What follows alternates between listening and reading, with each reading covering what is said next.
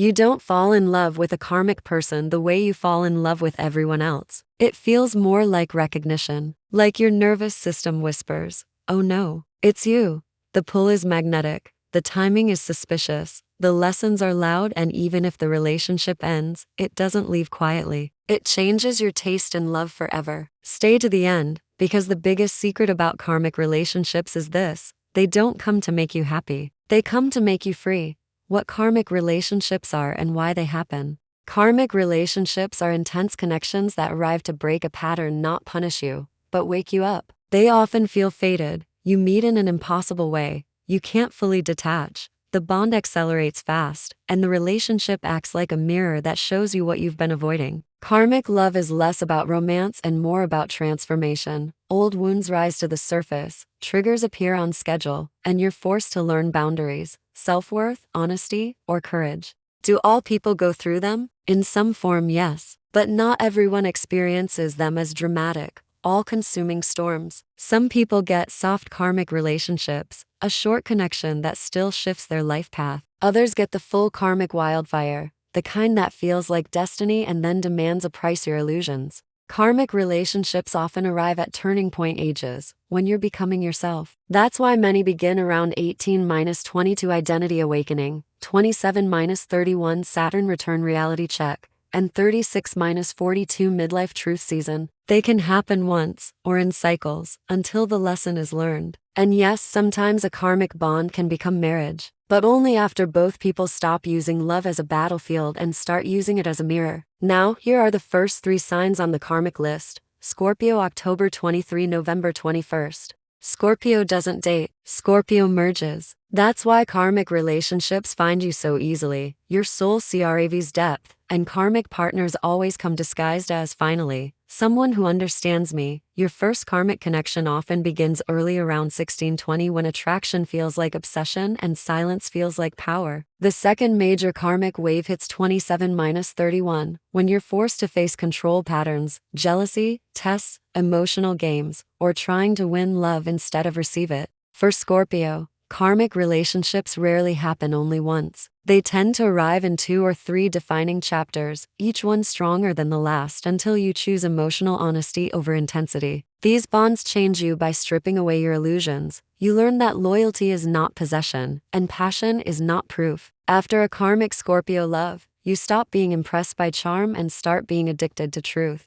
What conclusions do you draw? That trust isn't a feeling, it's a practice. That you can love deeply without disappearing inside someone. And yes, marriage is possible here, but only when the relationship evolves from "I can't live without you" into "I choose you, and I still choose myself." The karmic partner who becomes a spouse is the one who meets you in the light, not only in the shadows. Capricorn, December 20 to January 19th. Capricorn karmic relationships don't always start with fireworks. They start with purpose. You meet someone who looks right, stable, impressive, serious, or someone who makes you feel responsible for their healing. Your karmic storyline often begins later than most, around 23-26, because you don't trust quickly and you don't gamble with your future. But when it begins, it's life-defining, because Capricorn doesn't just love with the heart. Capricorn loves with the entire plan.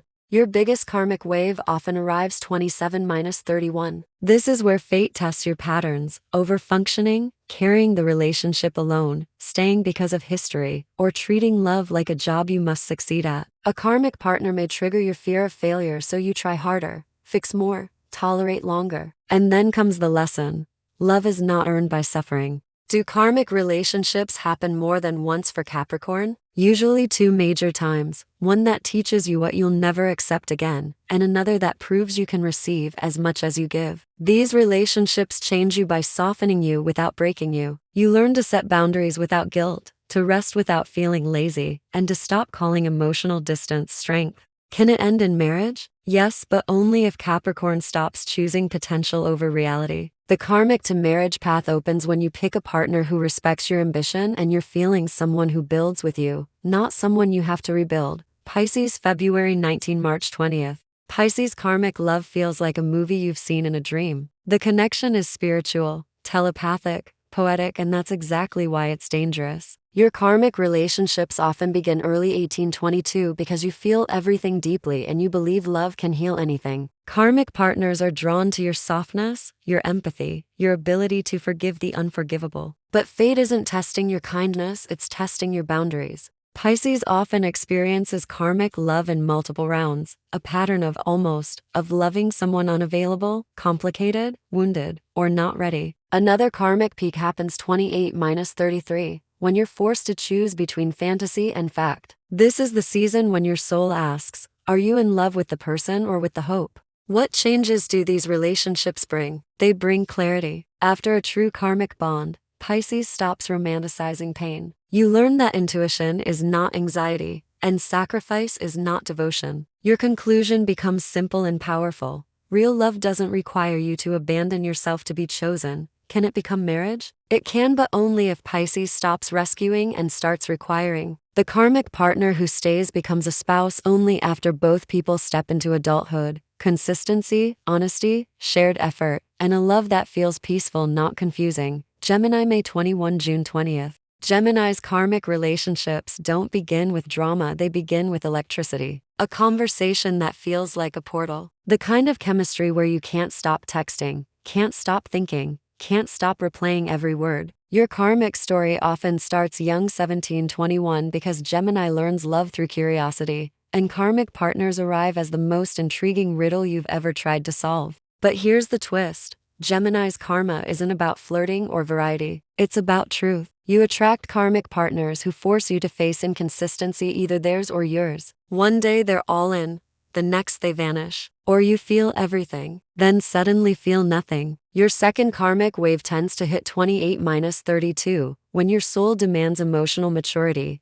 No more half relationships, no more maybe, no more living in the gray just to avoid discomfort. Do karmic relationships happen once or several times? For Gemini, it's often two major karmic loves. The first teaches you that attention is not devotion. The second teaches you that freedom isn't the same as emotional distance. What changes do they bring? Gemini stops performing. You learn to say what you feel without making it a joke. You learn that communication is not connection unless it's consistent. Your biggest conclusion: the right person won't make you guess. The right person makes you calm. Can it end in marriage? Yes, if the karmic relationship evolves from intensity into stability. Gemini can marry a karmic partner when both choose routines, honesty, and emotional reliability, not just exciting talk. If the relationship is only fueled by chaos, it burns out. Aries, March 21, April 19. Aries karmic relationships arrive like a match to gasoline. Fast, loud, unforgettable. You meet and it's instantly mine. Aries doesn't slowly fall, they leap. That's why karmic partners often find you early 1823, when your heart runs ahead of wisdom and the thrill feels like fate. Your karmic lesson is rarely about love itself, it's about power. Aries attracts partners who challenge your autonomy. Control issues, jealousy, competition, ego battles, emotional provocation. You might fall for someone who pushes every button, then you try to win. Because Aries hates losing, especially in love. The next big karmic window often appears 29-34, when you're asked to stop repeating the same war with a different face. Do karmic relationships happen once or several times? Aries tends to have one gigantic karmic relationship, plus a smaller one that repeats the same theme until you finally learn the lesson. Love isn't a conquest. What changes do they bring? They mature your fire. Aries learns to pause before reacting, to stop romanticizing volatility, and to recognize the difference between passion and instability. Your conclusion after karmic love is powerful. If I have to fight for peace, it's not peace. Can it end in marriage? It can, but only after Aries transforms anger into leadership and impulsiveness into emotional discipline. When Aries meets someone who doesn't provoke them, but inspires them, marriage becomes possible. If the bond is built on adrenaline, it usually collapses when life demands steadiness. The truth everyone wants: is it karma or forever? Here are the most reliable signs. A karmic relationship is still a lesson, not forever. If you keep breaking up and coming back without real change, the relationship runs on anxiety, hot or cold, punishment, tests, silence. You feel smaller, confused, or constantly not enough. Passion is strong but respect is inconsistent. A karmic relationship can become marriage if both people take responsibility without blame. The relationship becomes calmer over time, not more chaotic. You can disagree without cruelty. The bond supports growth, not obsession. Love starts feeling safe and alive. And here's the final twist. Sometimes the soulmate comes after the karmic partner because karmic love clears the space. It teaches you what you will never tolerate again, so you finally recognize real love when it shows up quietly.